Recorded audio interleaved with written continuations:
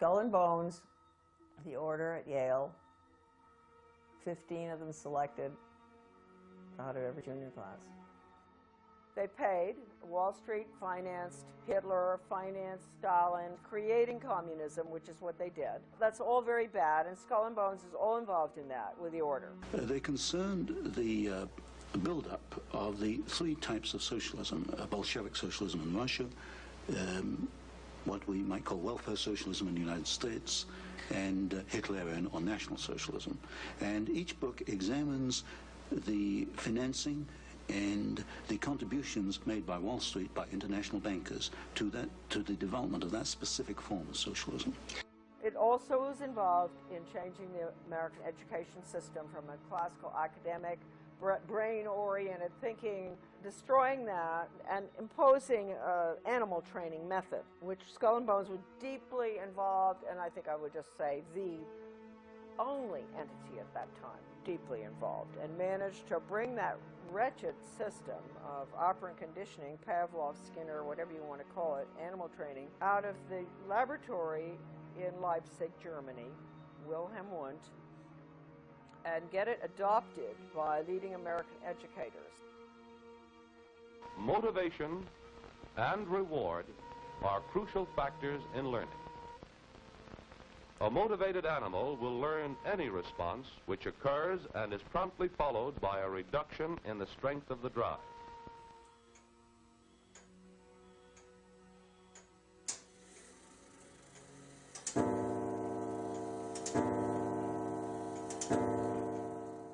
My father and grandfather were members of the order. Skull and Bones was put together by William Russell in 1830, secret society at Yale University. And the connections with Germany are pretty extensive. You know, the Illuminati, I think it's got to be, I think that there's a lot of research out there that I haven't even read that is there, that does connect it with the Illuminati. And the Illuminati, of course, was Bavarian Marxist society based on destroying the family, destroying the church, which at that time was Catholicism, destroying religion, destroying national entities, boundaries, no more. I have, you know, the Proofs of Conspiracy by Robeson, an original copy of that, and it says right in there, you know, where the order, it's interesting, the order, right? The goal was to, just as I said, down with the family, down with the royalty. At that time, governments were royalty, and they were religious. That was Western European, right? Down with nationalism, get rid of countries, drop borders, drop borders. I mean, and people think that that's new. The Illuminati order, this is Skull and Bones, see? The Illuminati order documents show that Raphael in the Illuminati is identified as the same professor Karl Casimir Wundt. This is fascinating. Kirchenrat Karl Casimir Wundt, the one we're talking about, was professor at Heidelberg University in the history and geography of Baden, this town, and pastor of the church at Weblingen, a small neighborhood town. So Wundt was connected with the Illuminati, his grandfather. Well, this is the background of Wilhelm Maximilian Wundt, who really trained the American educators in the behavioral psychology, stimulus response training type of Skinner, operant conditioning, bells, whistles, all that stuff, which does not teach, it trains for the workforce. Now, this was, the order at Yale was directly connected with Wilhelm Wundt. They sent educators over there to study under Wundt. Stanley Hall was the first one to go. This is so important, this stuff here. The Hegelian influence on Hall. Between 1870 and 1882, a span of 12 months, Hall, an American, there's a lot of information on him here too, but I won't go into it. He was connected with Skull and Bones prior to going over. They probably sent him over. Spent 6 years in Germany And he says, I do not know of any other, this is Hall talking, any other American student of these subjects, philosophy and psychology, who came into even the slight personal contact it was my fortune to enjoy with Hartmann and Fechner. They were psychologists over there as well. Nor of any psychologist who had the experience of attempting experimental work with Helmholtz. And I think I was the first American pupil of Wundt. Now, Wundt is the one we're dealing with, Wilhelm Wundt from Germany. He had the first laboratory, and people think that American psychology and all was, the psychologist studied under Pavlov, that Pavlov was the first. No. Pavlov, interestingly enough, studied under Wilhelm Wundt in Leipzig. The 12 years included in this span as an American pupil of Wundt, more than any other equal period, marked and gave direction to modern psychology. Wilhelm Wundt, 1832 to 1920, professor of philosophy at University of Leipzig, was undoubtedly the major influence on G. Stanley Hall, who was subsequently, who trained, all the others, Thorndike, Dewey, and all of them, okay? And he was sent over. Hall, it appears that he had a lot of connections with the order at Yale, and that's why he ultimately ended up going to Leipzig. Modern education practice stems from Hegelian social theory combined with the experimental psychology of Wilhelm Wundt. The Hegelian theory, create the problem, people scream, impose a solution type of thing. And no right, no wrong, too. Whereas Karl Marx and von Bismarck applied Hegelian theory to the political field, it was Wilhelm Wundt, influenced by Johann Herbart, who applied Hegel, the Hegelian dialectic, to education, which in turn was picked up by Hall and John Dewey and modern educational theorists in the United States. That's to create the problem and people scream, impose a solution. That's the Hegel. Wundt is the animal training method that bypasses the brain. Wundt is important in the history of American education for the following reasons. He established in 1875 the world's first laboratory in experimental psychology to measure individual responses to stimuli. 2. Wundt believed that man is only the summation of his experience, the stimuli that bear upon him. It follows from this that for one, man has no self-will, no self-determination. Man is in effect only the captive of his experiences, a pawn needing guidance. 3. Students from Europe and the United States came to Leipzig to learn from Wundt the new science of experimental psychology. These students returned to their homelands to found schools of education or departments of psychology and trained hundreds of PhDs in the new field of psychology. The core of our problem is that Wundt's work was based on Hegelian philosophical theory and reflected the Hegelian view of the individual as a valueless cog in the state, a view expanded by Wundt to include man as nothing more than an animal influenced solely by daily experiences.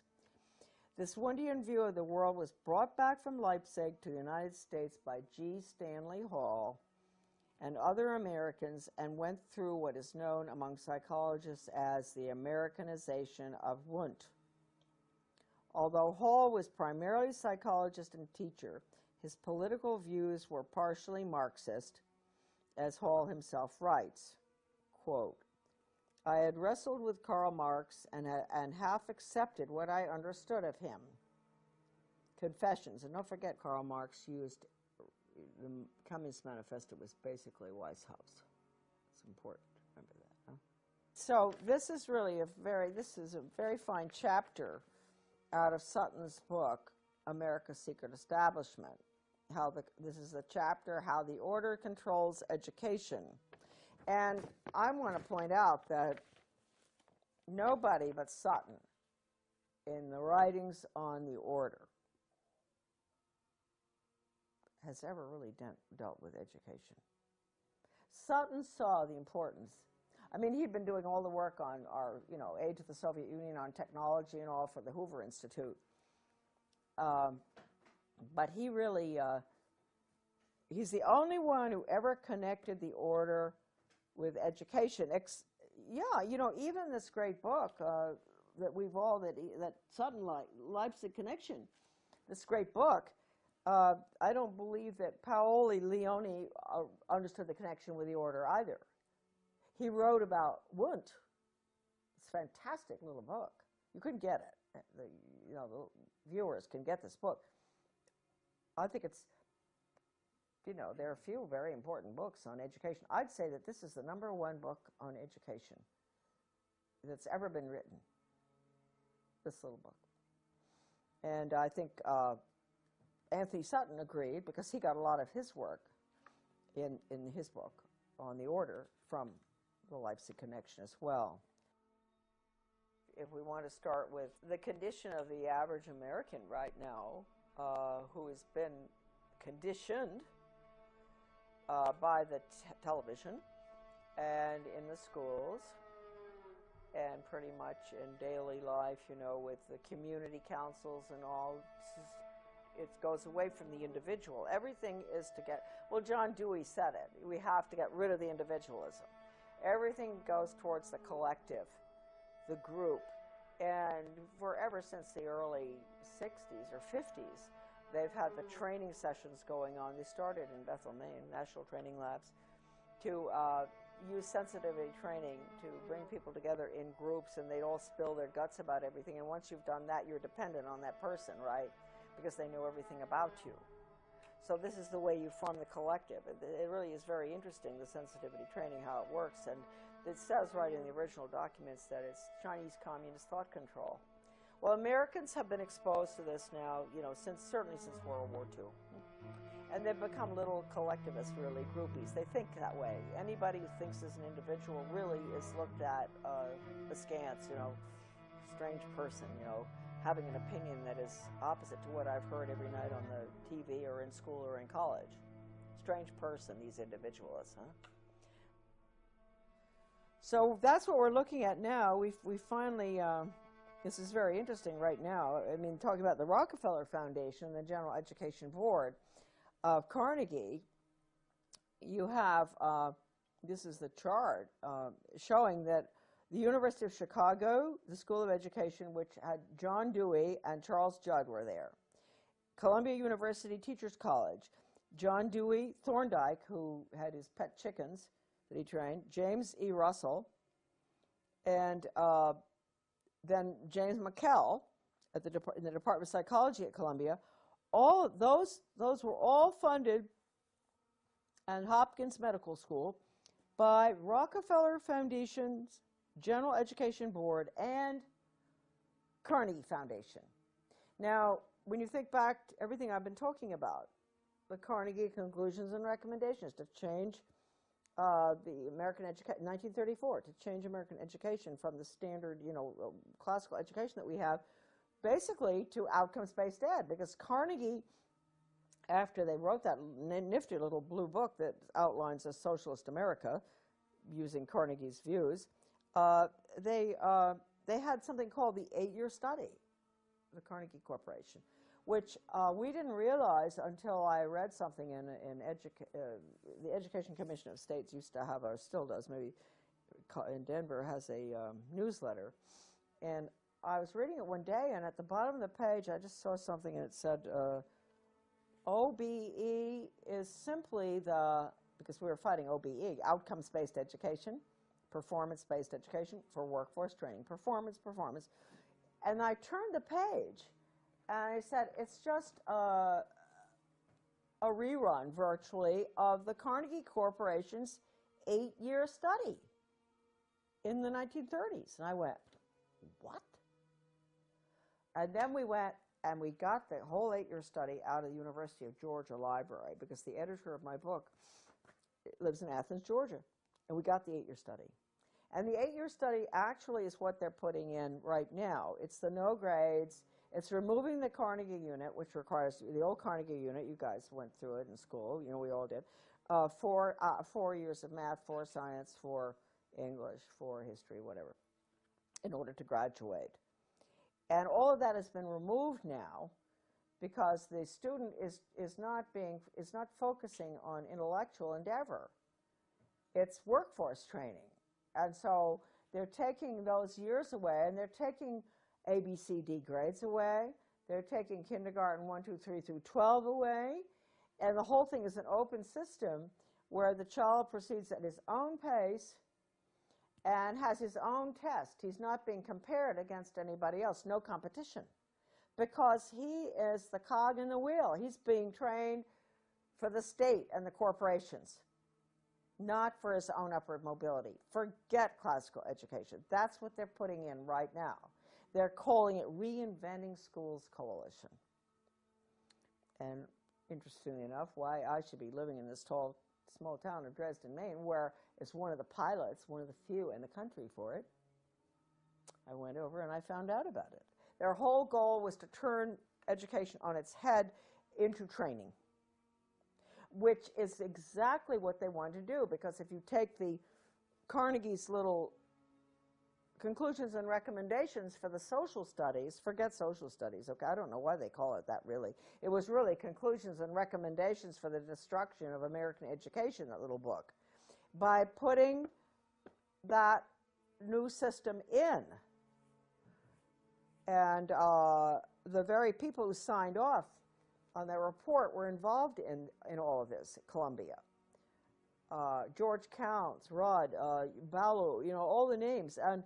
And so Carnegie, whereas you had Hopkins and University of Chicago and all were putting in the method, Carnegie was advocating the change of our formerly free market system to a planned economy, Soviet style, through the schools. That's the little dark blue book, Conclusions and Recommendations.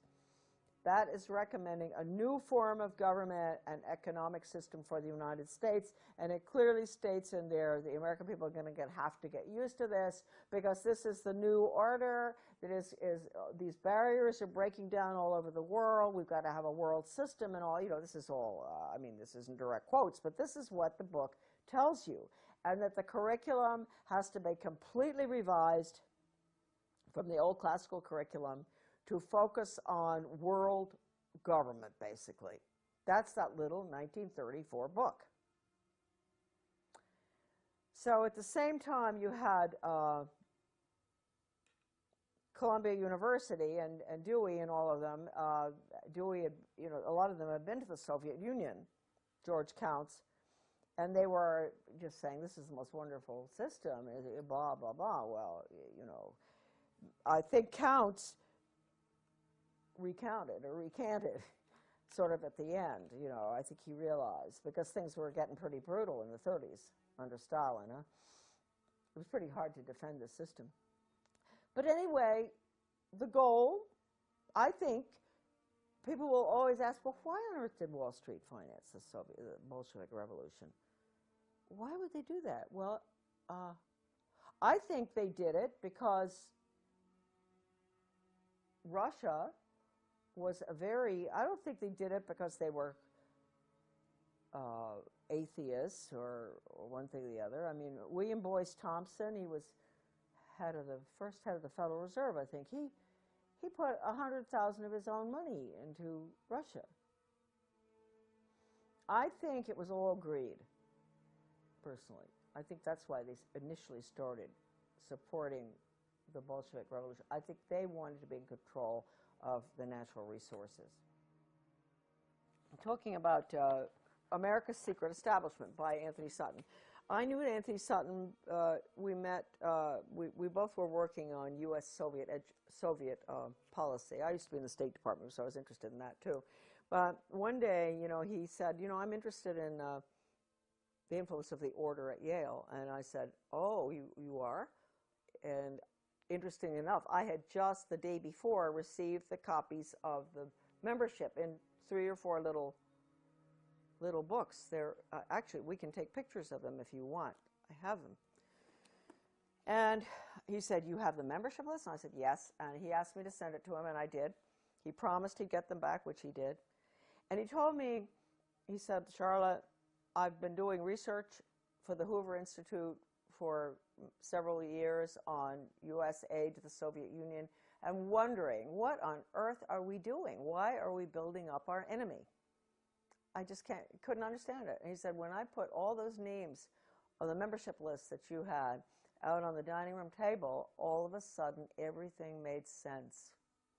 I saw the names of these very important people who were all involved in the defense contracts, who were involved in education going way back, everything. I saw what they were doing. And that was when he became, you know, even, he really started focusing. And he wrote the book after he got the list.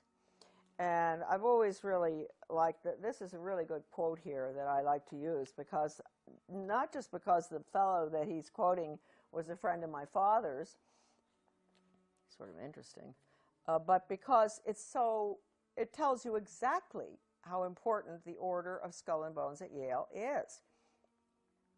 People say, oh, it's a little boys club, and they ignore it. They ignore the fact that John Kerry and George Bush were both running for president. You know, they didn't, I mean, isn't this sort of weird that out of an organization that has a maximum, I don't know how many, maybe 12,000 members or less, you know, since its creation, I don't know how many there are, that we would end up in a country of, what, how many million are we? Having two people running for president who are out of Yale, the Order of Skull and Bones? I mean, that just doesn't make sense.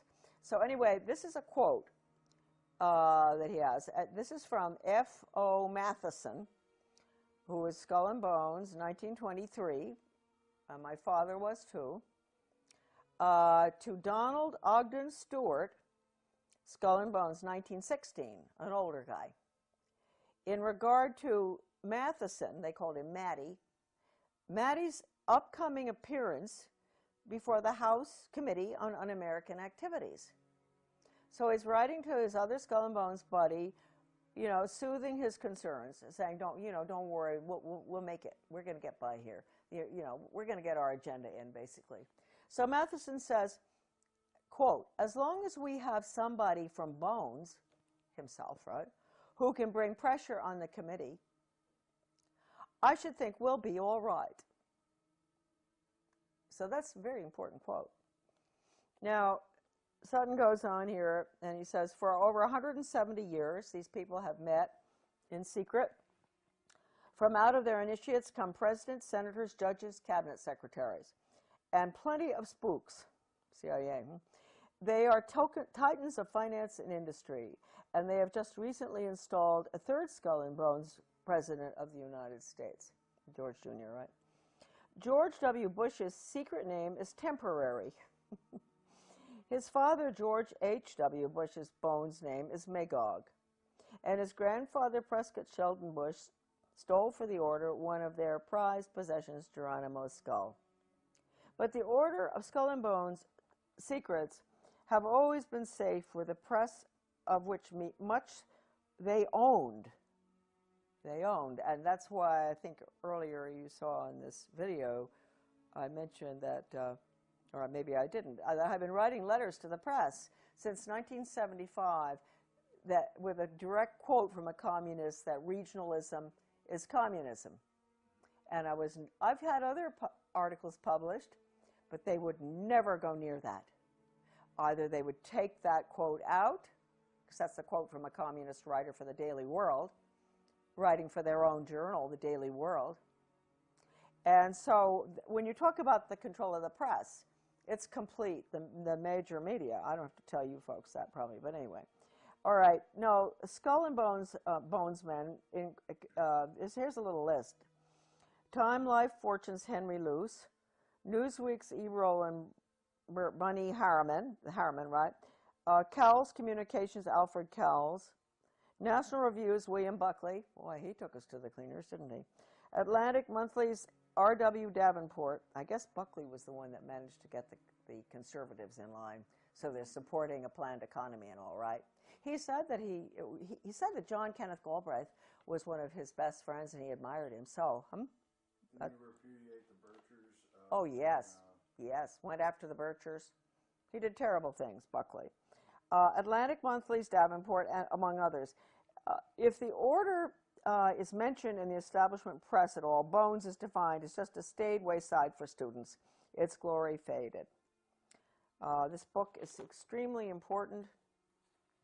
You can go on the internet to get it. You said Alex has got it, is that right?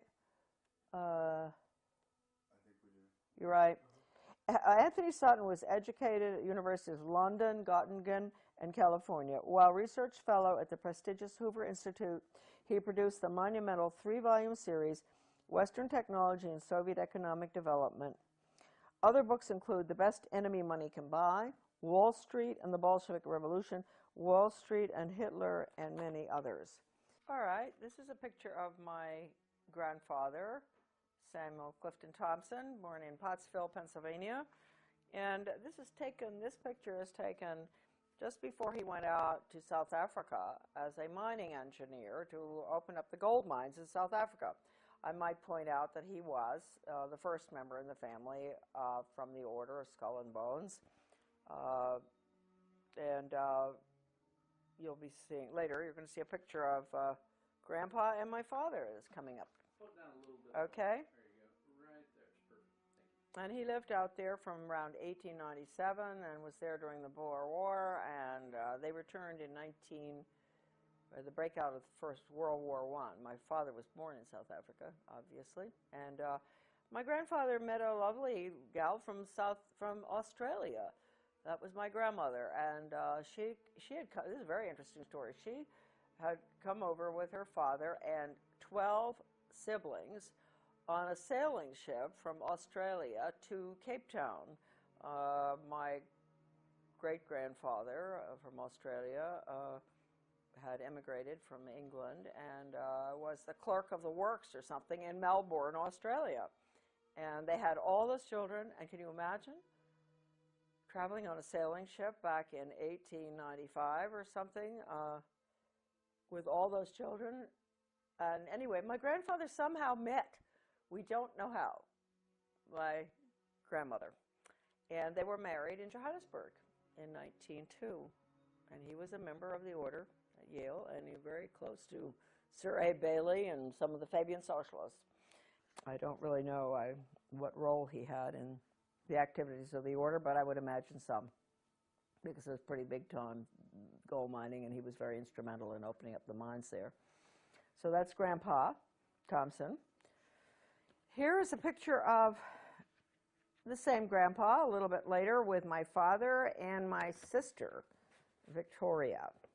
And that's Grandpa. He's being very grandfatherly. This is probably around 1930, this picture. And that's my dad holding on to my sister, my dad Clifton, who subsequently was tapped for the order for his class at Yale, and with Grandpa, the one that I spoke to you about, who was the mining engineer that went from Pennsylvania to South Africa to open the gold mines in the late 1800s. This is an interesting picture here, which shows, I think that this looks like a bunch of skull and bones friends. I do believe. I'm going to show you the picture, and then I will identify a bit for you. The one in the front row is Charles Spofford. And then we have my father. I'll explain a little bit. It's difficult to hold this up, but the one in the front row in the middle is Charles Spofford, a very close friend of my father's, and I really like Charles Spofford a lot. He ended up being the legal counsel from Davis Polk, Wardwell, Sunderland, and Kendall for the Suez Canal Company and many, many other high positions. He rose to the top, getting all sorts of honorary medals from foreign governments in Europe and everywhere, and counsel on foreign relations, and a lawyer, and a very, very decent, nice man. He close to my father. He died about 25 years ago, I guess. Interesting man. He was born in California, I believe, and unlike the other Bones characters that were in that class, friends of my father's. He had not been to prep school, one of the fancy prep schools on the East Coast. He went to public school in California, which I do believe they must have had extremely good public schools back then, because Chuck Spofford was quite a scholar, and he was a very good musician. And very high up he became after World War II, which he served in Europe as a lieutenant or something. After he got out, he was promoted way high up to one of the top positions in NATO, the North American Treaty Organization, and went on to be very influential in diplomatic circles. This is coming from being a boy in the public school system in California, rising to just really the highest heights imaginable. So that's Chuck. The other members that are shown there are close friends of my father's, Rebel McCallum and Fred Haynes, I think. I'm not going to tell you where they all are. My father is in the picture somewhere there in the second row, I think. And Edwin Blair, who was called Mr. Yale always because he was a great fundraiser for Yale. So he was Mr. Yale. He was also the gentleman that invited my dad to go out to Bohemian Grove for 1 week or whatever it was. That it was through Edwin Blair that my father did go out there, and when he returned, you know, he wasn't terribly impressed with what was going on there. He said the food was excellent, the lectures were pretty good, everything was done very nicely, but he would never go back. So I'm making excuses for my dad because I don't think he was ever really very happy with the agenda, the Yale agenda, the orders agenda, although he stayed close to his friends, as you can see in this picture. They're all having a very good time on someone's boat or on the dock somewhere.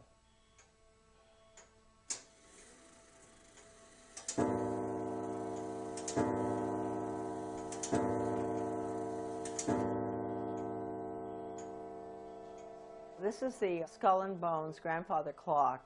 These clocks were given to members of the order when they got married. And my father was married in 1927, I believe, and he ordered the clock from a clockmaker in South Carolina, and I think that the order pays for the clock. And it was a gift, and all of them receive a clock when they get married. I believe that's the case.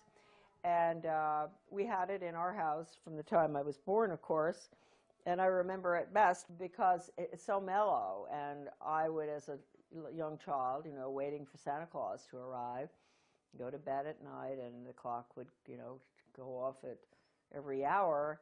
And my mom and dad, of course, were putting things under the tree and giving Santa Claus his peanut butter sandwich and banana.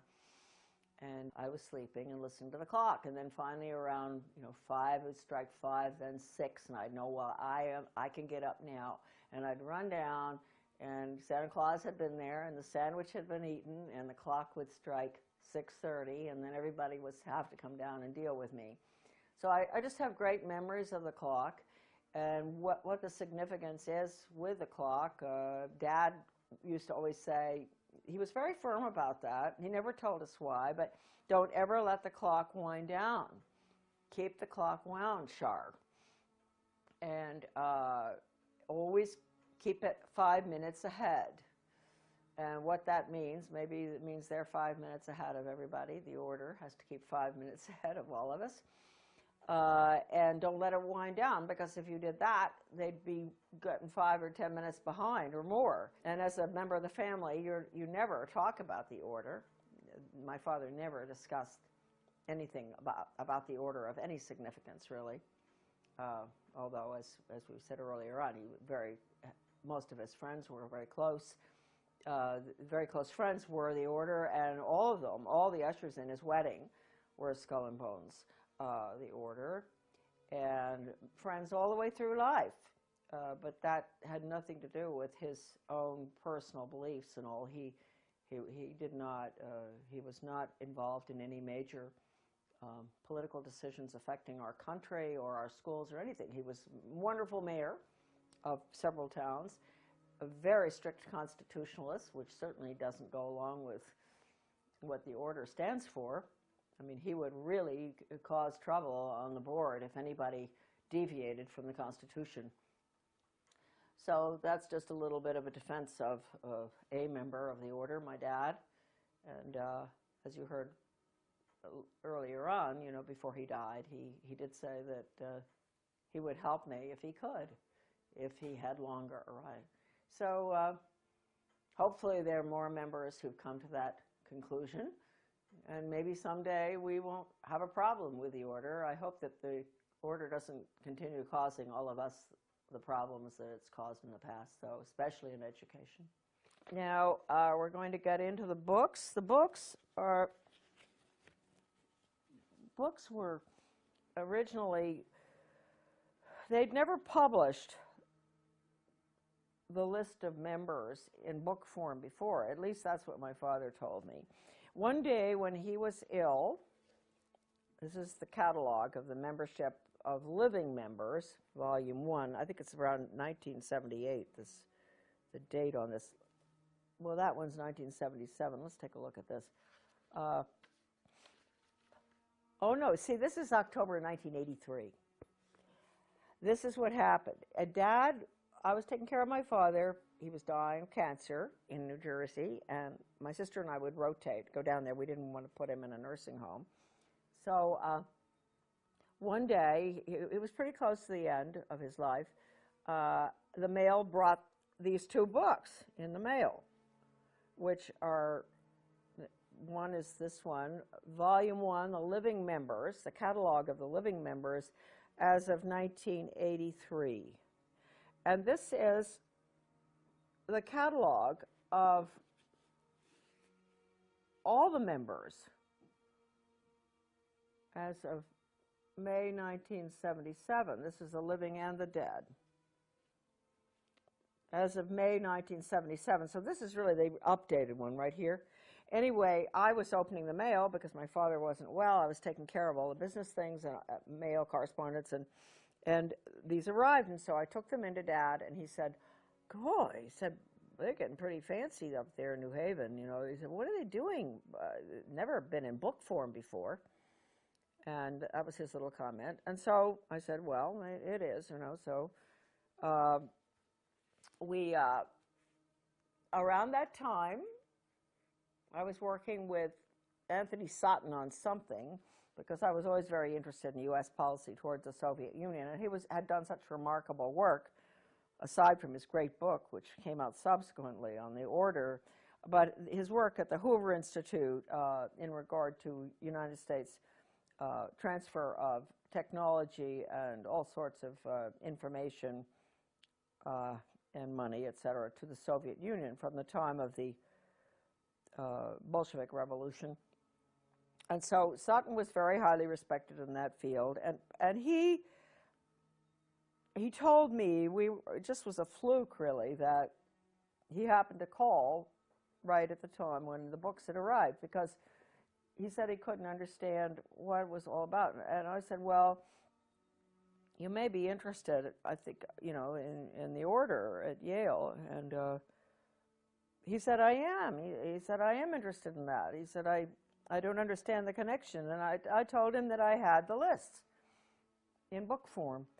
And he said, "You do?" And I said, "Yeah." And he said, "Would you mind lending them to me?" And he said, "I'll get them right back to you, I promise." And I believed him, and I sent them, and he did get them back. And he called me, and he said, "Charlotte, with all the research I've done through the years on U.S. aid to the Soviet Union in every imaginable aspect, once I got these lists copied," he went to a copying place to get it done. He must have done a pretty good job because they're still in good shape. I put them down on the dining room table, and I looked, and all of a sudden I knew I had found what I was looking for. I'd found the names of the people involved in the foreign affairs of the United States, especially in the transfer of secrets and weapons, et cetera, and nuclear stuff to the Soviet Union. And banking as well as banking. And he said, and he also mentioned Hitler. He said, I saw the movers and the shakers, and it became very clear to me that this one organization was, if not totally responsible, almost completely, really up there in responsibility for American foreign policy and economic policy. And so, and then subsequently, we found out education policy. I didn't know that at that time that Sutton was that deep into doing the research on education. I think he did the best job on education research of anybody I can possibly think of, using, I'll show you in a minute, the incredible research done by, in the Leipzig Connection by Lance Leone, the Leipzig Connection. I'll show you a picture of that book later. Sutton used that, I used it. And anyway, that is the history of these little black books, which he returned to me. And he was a very great gentleman. He said, I really didn't ask him to keep my name private, but he decided on his own not to let anybody know where he got them from. And evidently, when after my father died, he did, I guess, tell somebody, or maybe he didn't ever tell anybody. I'm not quite sure. I told people. I didn't really care, But I do want to point out right here, at the end of my father's illness, before he died, because he had heard me discussing foreign affairs and education, especially with Phyllis Schlafly, who was putting together the book Child Abuse in the Classroom, which is a great book for parents out there watching if they want to really find out all about truly documented programs that were used in the schools between 1965 and 1985, when we had the Protection of Pupil Rights Amendment hearings. The documentation is in that book, Child Abuse in the Classroom, which is at AmericanDeception.com. A marvelous book. And Phyllis and I, at this time, when I was taking care of my dad in 1984, were talking on the phone constantly about what was going on with global education, all the horrible values-destroying programs, role-playing, psychodrama, the worst stuff, death education, survival games where the kids have to decide who's going to be allowed in the lifeboat and who isn't, depending on what your category is in life. This stuff, my father was listening from the other room, because we had him downstairs in a room next to the kitchen so that we could take care of him. And so he must have had some, I think I brainwashed him. I think I brainwashed my father at the end of his life, because a week before he died, he looked at me. First of all, I said, did he want to read the New York Times? He was not. He really was at the point where he didn't read much. And I gave it to him, and he just threw it on the floor. He was lying in bed. He threw it on the floor, and he said, if I had more time, I'd help you. So that was really wonderful, that at least I feel at the end of his life, at least he understood his daughter. That was nice to know. He used to say to me, Shar, you're a very good writer, but I don't know whether I like what you write about. And I thought, well, that's a compliment from you. You're a good writer, too, and a speaker. He was always a very fine speaker. But I thought, okay, I've come a long ways. He thought I was a good writer, didn't like what I was writing about or what I was saying. And then finally he said, if he had more time, he'd help me. So you can say that I'm not making excuses for Skull and Bones members, but you could say that a good percentage of each class is really quite innocuous, even though they may still go to the island, where they have the camping and all that, and Dad did that, and even though they may be bound to vote for the Skull and Bones candidate, like my father always voted for Bush, and my mother was a Southern conservative who would vote for Barry Goldwater, or make a mistake like I did and vote for Reagan. So their votes always canceled one another out, because Dad would have voted Skull and Bones candidate no matter what. Maybe they take a pledge or something, I don't know. Let's go for Dad. Thompson. I think I am even mentioned in this evil little book. Yes, I am. Thompson, 1924. There's Thompson. There's Thompson in 1924, and you will see there where he was born and where he went to college, that he was married to my mother, that he was mayor of several towns. He was a very civic-minded person, and everybody loved him. He always got elected. The most generous person on earth that ever existed. If anybody had a problem, you know, he'd be right in on that, offering to help out no matter what. And he was a vestryman at the Episcopal Church, and I don't know what else Dad was, except he was the order at Yale.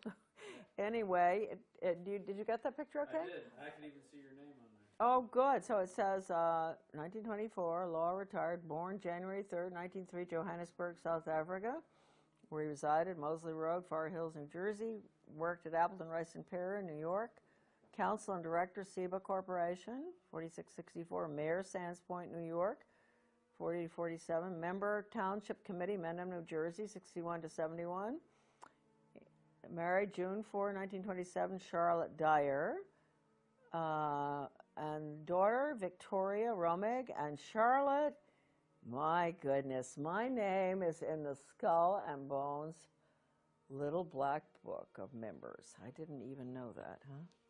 Well, good for you, Charlotte. I wonder what they say about me. Oh, they're so all to themselves. They probably don't even know about me. They probably don't even know about Dad anymore. So now we have, oh, this is an interesting one here. Oh, look at all these bushes. Bush, bush, bush, bush, bush, bush. How about it? Let me give you a, there we are, look. Bush, 1948, George Herbert Walker. Well, we're already, oh, my representative to the UN, chairman of the Republic. This is a good one. George Herbert Walker, born in, you know, he must have graduated in 1948, right? And born 1924 in Milton, Massachusetts, director CIA, Washington, D.C., residence in Washington, and President and Chairman Zapata Offshore Company, 58 to 66, member U.S. Congress, 67-70, U.S. Permanent Rep to the United Nations, Ambassador, 71 to 72, Chairman, Republican National Committee, 73-74, boy, he doesn't give up, does he? Chief U.S. Liaison Office, Peking People's Republic of China, 74-75, Lieutenant, junior grade, U.S. Navy, 42-45, 3 air medals, married January 6 to Barbara, 1945. Children, George W., 1968, John E., Neil M., Marvin P., and Dorothy. Yep, okay. Then we have, gosh, George Jr., 1968, born, I mean, that was the class. He was born in 1946 in New Haven, resides in Houston, Texas. That's all they have for him. Oh, this is an old book, see? Yeah, okay. Then James, I never knew about James, did you? Yeah, he's the brother. Well, I've heard about him. Okay, and I knew about the girl. Yeah. Bush, 1953, Jonathan. Oh, I knew about him. He used to park his car in our garden in Camden before he would go out on sailing trips. Somehow we must have met him. He was very nice, Jonathan. Yeah, he'd be gone for about a month on the island, whatever island, Vinyl Haven or one of them, and he would leave his car in our garage or in our parking lot. And he was a rather nice guy. And then we have Prescott, 1917. That's the year for him. That's important. He was born in 1895. Columbus, Ohio. Died in October 8, 1972, New York, New York. Greenwich, Connecticut Republican Town Meeting, 32 to 52, moderator. Yale Corporation, 44 to 58, U.S. Senator, from Connecticut, 52 to 63. That was a long time. Formerly partner Brown Brothers Harriman, see, you got all that. And in August 6, 1921, Dorothy Walker married Dorothy Walker, and their children were George, Jonathan, William, and Nancy. Okay, that's that. That's the Bushes. We could go through a lot of people. You know what's interesting? Let's just take a look here. We're in BU. Let's take a look at Buckley, huh? The great leader of the conservative movement, huh? Buckley, William Frank. He graduated in 1950. This is the guy that was put up there as a good, a friend of the socialist economists. What's his name? The really socialist economist? I can't remember his name. They were always such good friends. I always wondered how that could be. No, I can't remember right now, but he's very well known. Anyway, Buckley. Buckley. Gosh, there are a lot of Buckleys. There's Christopher Taylor, New York City author, editor, journalist. I wonder if he's related. Chief speechwriter, the Vice President of the United States. Buckley Fergus Reed, writing, Paris, France. Novelist and lecturer. They're all in media, right? It could well be they're related, huh? Then we have James, he was Bill Buckley's brother. A pretty good guy, I believe. He was president of Radio Free Europe, Radio Liberty, in Munich, West Germany. What a joke those places were. They led the poor Hungarians. We let Hungary go right down the tube. We did all the broadcasting to get them to revolt with Radio Free Europe, and then they revolted, and then the Soviets struck in 1956, I guess, and the Hungarian Revolution. Horrible. So that's what Radio Free Europe did. Well, it must have done some good things. Okay. He was U.S. Senator from New York, in the Navy, married, Peter. He was U.S. Senator from New York for a very short time, and I wondered why. He went in and he never ran again. This is his brother. Okay, now, here we got William Frank Buckley, born in 1925, President National Review. He was associate editor of American Mercury, which, you see, so he was really, that was very good. That was a really true blue, wonderful conservative magazine that he was editor of. That's rather interesting. He went in there early to, do damage everywhere, I guess. Editor-in-chief, National Review, syndicated columnist, TV host, Firing Line, chairman of the board, Star Broadcasting Group, author of several books, appointed by Nixon to 5-member USIA Advisory Committee, 1969, appointed by the President, public member of the U.S. delegation to, 28th General Assembly of the UN. Host of PBS Great Performances, Brideshead Revisited. Second Lieutenant, U.S. Infantry. Well, that must have been tough. When was that? 44 to 46.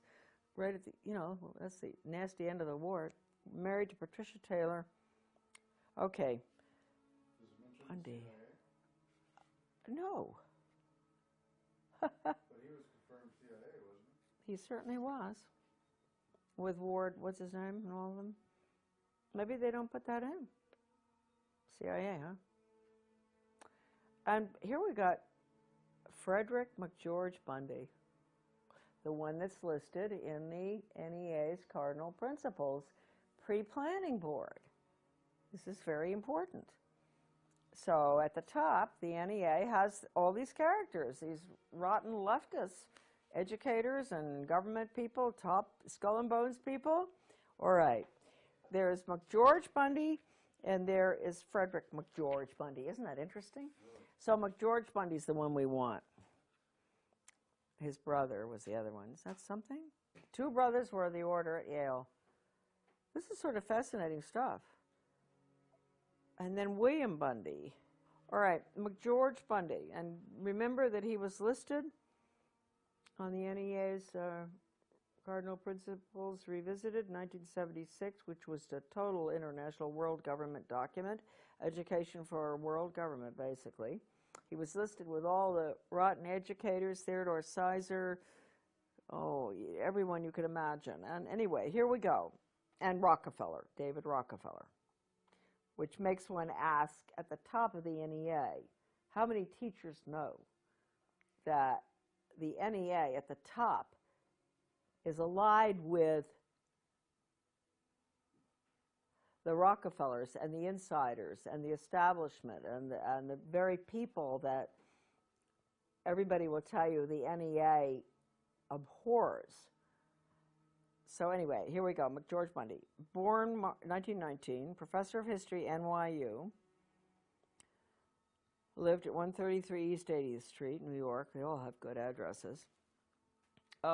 Lecturer, associate professor of government, dean of faculty, arts and sciences, 53 to 61 at Harvard. Arts and sciences, that's interesting, huh? Special assistant for national security affairs to President Kennedy and Johnson, 1961 to 66. President of the Ford Foundation, okay, Rowan Gaither, 1966 to 79. He was 10 years after Gaither.